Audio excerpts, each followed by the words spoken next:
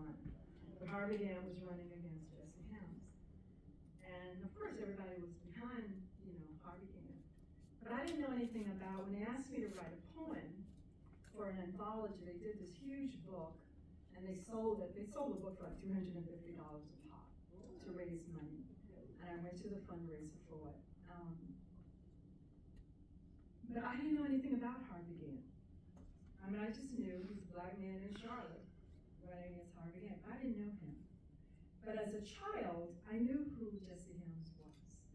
As a child of the 50s and 60s, I grew up in front of the TV every night when Jesse Helms came on after the 6 o'clock news. He came on, he did his little editorial right after the newscast. And my father, being a military person, and my family being who they are, who they were, because all the elders are gone. My mom just died at the age of 106. Wow. They believed also in truth telling. And they also believed in exposing us. My father's thing was, you must know your enemy. You must always know your enemy. You must always be at least 3 feet in front of them. But you must know them intimately. You must know what they smell like, what they taste like. You must know what they think. You must be able to outthink them. So my father and my mom would make us watch Jesse Helms every night after the news. And I don't know if you all, I'm dating myself now, but y'all remember those little rocking chairs, those little painted rocking chairs that had the little curly flowers and your name on it? My brother and I both had those. Jaki and Gerald. And we would pull them up in front of the TV and sit. And I never told my family that I was terrified of Jesse Helms. I mean, he literally, as a child, he terrified me. Because I would listen to these things, and though I did not understand everything he was saying, his spirit terrified me as a child. I knew his spirit. And his spirit was sinister. His spirit was not a good monster. So I receive you calling me a little monster. Because I am a little monster. But inspiration. But I'm a good monster. Right? They're good monsters. But Jesse Helms was the bad monster in my little brain as a child. And he terrified me. So I grew up in North Carolina, and I worked for legal services for 30-some years, and I was a lobbyist for a lot of that time at the General Assembly, and I would have to go when he was in the General Assembly. And I couldn't even look at him. He still, as in my 20s, I was still terrified of Jesse Helms. And something happened between he and I. I was on Capitol Hill one time doing research, and I had overstayed my time in the Rotunda building.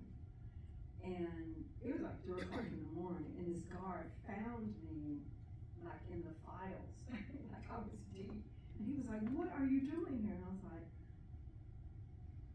researching? And he was like, "It's 2 o'clock in the morning, and you have to get out of here, or you could, I'm supposed to lock you up." And I was like, "No, I thought it was 10 o'clock. And he's like, "No, it's 2 o'clock in the morning." Well, he said, "Get on the elevator now." And he told me where to go. Get on the elevator, and the elevator, somebody pushed, the button to stop. And I get scared, because it's 3 o'clock in the morning, I'm a woman, I'm by myself in this building. And Jesse Helms got on the elevator. And he looked at me, and I looked at him, and he said, "Good evening." And I was like, "Good evening." And I remember I became that little girl.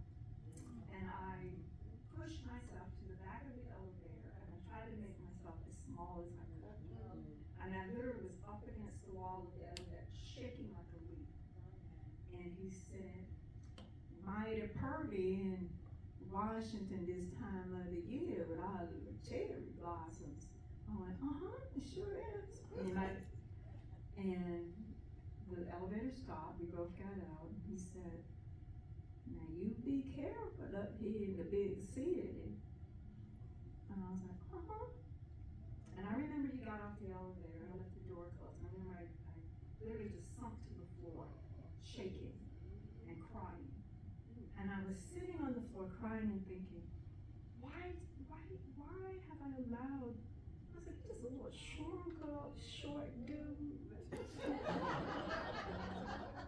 like, why have I let this little shrunk up piece of intimidate me like this all my life? I was kind of, like having a moment with myself. And I stood up and I was like, okay. Well, I had been asked to write that poem. And I knew that whatever went bump in Jesse Helms' night went bump in mine. Like I knew Jesse Helms. I knew his South. His South was connected to my South.